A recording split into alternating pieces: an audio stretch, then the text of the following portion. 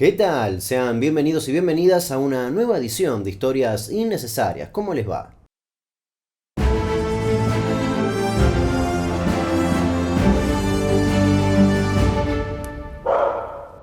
En la edición de hoy vamos a hablar de un parricidio ocurrido en el año 2015. Un caso que fue tremendamente mediático, no solo porque había hasta cartas de los asesinos, sino porque estamos hablando de columnas vertebrales en una terraza y restos humanos en baldes de pintura. Hoy, el parricidio de Pilar. Empecemos.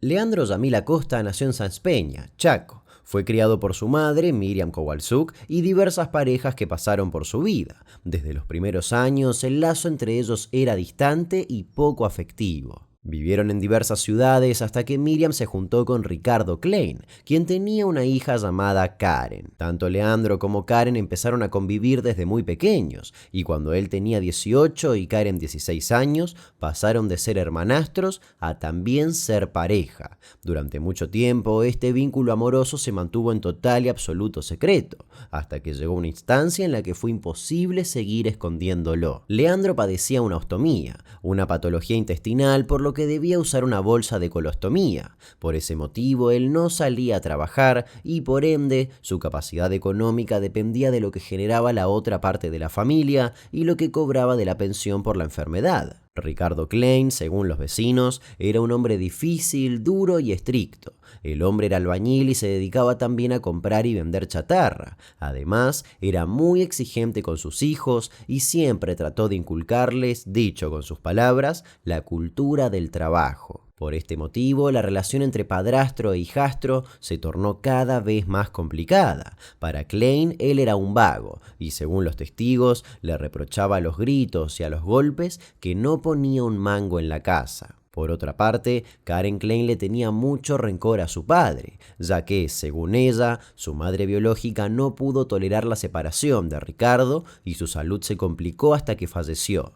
Por ese motivo no tenía una buena relación con su madrastra, quien presuntamente la trataba como si fuera una mucama. Para el año 2004 la familia se agrandó. El matrimonio tuvo una pareja de mellizos llamados Ignacio y Estefanía. Los últimos años convivieron todos juntos en la calle Zarratea al 2726 en Pilar, Buenos Aires. De acuerdo con las investigaciones, este fue un factor determinante en el desenlace fatal de la historia. Según las declaraciones de Leandro, que vamos a ver en primera persona al final de este video, cuando los mellizos tenían 11 años, Klein los obligaba a cartonear y los hacía comer comida podrida. Con el tiempo, los malos tratos y las complicaciones en la convivencia dentro de la casa de Pilar se salieron de control. La violencia física y verbal ya era parte de la rutina en esa casa. Según las declaraciones posteriores, el detonante de la tragedia que voy a narrar a continuación habría sido una sospecha. Leandro Acosta creía que Ricardo Klein, su padrastro,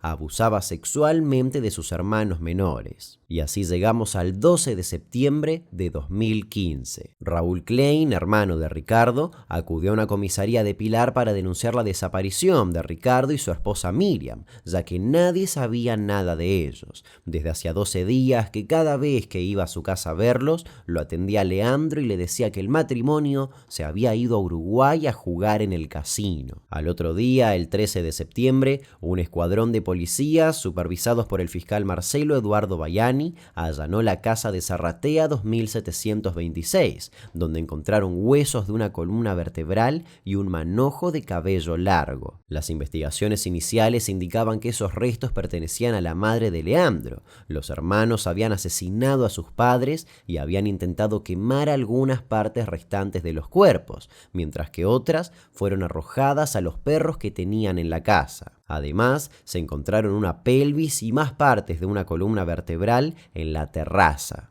Es en Pilar un presunto parricidio. Bueno, hay muchas especulaciones en torno a este caso, por supuesto ha generado conmoción los datos que ya tiene en sus manos la justicia. Emilio Ruchansky. Cuando todo esto se hizo público, Karen intentó despegarse de Leandro y dijo que no había denunciado los homicidios antes porque su medio hermano la había amenazado, pero no pudo mantener ese relato por mucho tiempo. A la par de la denuncia de Raúl Klein, apareció otro hombre, un cartonero que había sido llamado por los hermanos para, supuestamente, sacar basura y escombros del terreno. El cartonero se presentó ante el fiscal Bayani después de haber visto las noticias sobre el crimen y declaró que Leandro Acosta le encargó que se deshiciera de 16 bolsas llenas de basura y ratas. El hombre señaló que llevó estas bolsas hasta un descampado ubicado en el cruce de Padre Roqueta y Batalla de San Nicolás en el partido de Pilar. En base a esa declaración allanaron el predio y el equipo interdisciplinario de médicos forenses y antropólogos descubrió desechos calcinados y huesos humanos que pertenecían a Ricardo Klein. Son las primeras imágenes de este rastrillaje que está relacionado, por lo que tenemos entendido, con el asesinato de estas dos personas en la localidad de Manuel Alberti, en el partido de Pilar. Por otra parte, la policía científica encontró rastros de sangre en los lugares de la vivienda donde las víctimas habían sido ejecutadas. La prueba de luminol había dado positiva tanto en una de las habitaciones como en el pasillo. La sangre estaba ubicada en la cabecera de la cama del dormitorio, donde dormía Ricardo Klein y donde fue ejecutado de un tiro en la cabeza, mientras que el rastro del goteo de sangre en el pasillo, junto con la marca de una bala en la pared, fueron pruebas decisivas para reconstruir el orden de los hechos y la participación de los jóvenes. Según la versión de Karen Klein, Acosta le dio a su madre un primer tiro en el tórax y cuando ella se arrastraba por el pasillo, la remató de 2 disparos en la cabeza. Las pruebas coincidían en principio con la versión de Karen, quien acusó a Acosta de ser el autor del crimen y de haberla obligado a limpiar la escena. Hasta ese momento se dudaba sobre la actuación de la joven frente al parricidio. Ella afirmó que estaba durmiendo en el momento en el que Acosta ejecutó a las víctimas y que se despertó por las detonaciones. Sin embargo, al tiempo cambió sus dichos, diciendo que había sido obligada a punta de pistola a participar del encubrimiento del hecho. Limpió la casa, incineró un colchón y luego descuartizó junto a Leandro los cuerpos de sus padres para luego esparcir los restos por la zona. Luego se descubrieron más detalles. Antes de que el hermano de la víctima hiciera la denuncia, el 8 de septiembre, el mismo Acosta acudió a la comisaría de la mujer y de la familia para denunciar a sus padres por maltrato familiar. Incluso se determinó una orden de restricción respecto a los menores, pero el matrimonio nunca se dio aludido, ya que, se estima, estaban muertos desde el principio de mes. Raúl Klein, tío de los jóvenes, declaró que estuvieron como 10 días conviviendo con los cuerpos descuartizados de mi hermano y mi cuñada, pero ellos hacían una vida normal. Mi sobrina siguió yendo a trabajar y llevando a los chicos a la escuela como si no hubiera pasado nada. La mujer fue liberada con falta de mérito. ¿Qué quiere decir esto? Que no hay pruebas suficientes para incriminarla, según el juez de garantías de Pilar, Nicolás Ceballos, pero tampoco se la puede desvincular totalmente de la investigación, es decir, sobreseerla definitivamente. Desde la propia clínica, Leandro Acosta redactó una carta en la que hizo referencia a un monstruo. En la carta, escrita el día de su cumpleaños, aseguraba que hablaba con su madre muerta y le pedía a su hermanastra, que estaba libre, que no mintiera. Mónica Chiribín, su abogada, pidió que fuera analizada por grafólogos. La carta del acusado del parricidio de Pilar, con el título de que el monstruo está acá conmigo. Hablamos de Leandro Acosta, que escribió de puño y letra a todos los medios esta carta que están observando ustedes, donde dice que no está loco. También señala que sigue enamorado de su hermanastra y le pide que no mienta. Hablamos de Karen. Comenzaba diciendo: me llamo Leandro y no estoy loco. Además, dedicaba la carta a todo el periodismo. Decía que Karen lo había ayudado y que ahora estaba medicado y que nadie lo insultaba como sí lo hacían en su casa. Según la abogada del asesino, en esa carta estaba el detonante del crimen. El detonante es ese discapacitado, que es la frase que siempre utilizaban con él. Ese es el detonante, entiendo yo. Después, cuando a Karen no mientas, es porque ella se ha defendido de una manera que él considera que está mintiendo. Además, Chiribín estimó que todo se pudo haber previsto y evitado, sabiendo que la hermanastra sabía que algo estaba por suceder, pero que no dijo nada después del asesinato, en los 11 días que pasaron hasta el hallazgo de los cuerpos. Al haber tanta repercusión, se llevó a cabo una reconstrucción, y los medios no paraban de hablar del parricidio en Pilar. La abogada habló con Acosta en la comisaría de Villa Rosa, y su diálogo salió a la luz gracias a su libro Yo te defiendo, en donde recopila varios casos de su carrera. Ella le consultó cómo se sintió al haber matado, y la respuesta del detenido abrió la puerta a una estrategia firme de inimputabilidad. Él dijo que fue orgásmico, y que hasta se comió un pedacito con sal, y que fue una exquisitez, mejor que la carne de cerdo. El hombre acusado del parricidio en Del Viso le confesó a su abogada que tras asesinar, descuartizar y quemar a sus víctimas, probó un pedacito de carne humana. Acosta habló de alivio, de orgasmos, de voces y hasta de un templo umbanda al que habría ido antes de cometer el doble crimen. Compró un arma y empezó a frecuentar el polígono de tiro. Entre las diversas respuestas hacia su abogada, dijo: «Lo volvería a hacer. Son violadores. Salvé a mis hermanos y Dios lo sabe». Parte de la defensa aseguraba que Acosta tenía una patología muy severa de esquizofrenia. Chiribín dijo que su cuadro empeoró con el encierro. En medio del caso hubo otra situación por lo menos interesante. El fiscal Eduardo Marcelo Baiani, quien se encargó de las pericias en la casa de las víctimas, quedó imputado y fue citado a indagatoria en una causa en la que se lo acusaba de haberse apoderado de $8.000 que secuestró de la escena del crimen. Finalmente los devolvió. Retomando con el parricidio, Leandro Yamil Acosta fue acusado de los homicidios de su padrastro, Ricardo Ignacio Klein, de 54 años, y de su madre, Miriam Esther Kowalczuk, de 52. Ante los jueces del Tribunal Oral en lo Criminal 7 de San Isidro, Acosta pidió contar lo sucedido y terminó confesando que asesinó a su padrastro y culpó del crimen de su madre a su hermana, Karen. En consecuencia, ella quedó detenida. Según la declaración, el doble parricidio ocurrió alrededor de las 8:30 de la mañana del 2 de septiembre de 2015. Ese día, los mellizos, hijos de las víctimas y hermanastros de los imputados, no estaban en la casa, ya que Kowalczuk los había llevado al colegio. Acosta reconoció haber matado a su padrastro de un disparo cuando estaba en la cama, pero aseguró que cuando dejó el arma arriba de la mesa, su hermanastra la tomó y la usó para dispararle 3 veces a Kowalczuk cuando llegó de haber llevado a los chicos a la escuela.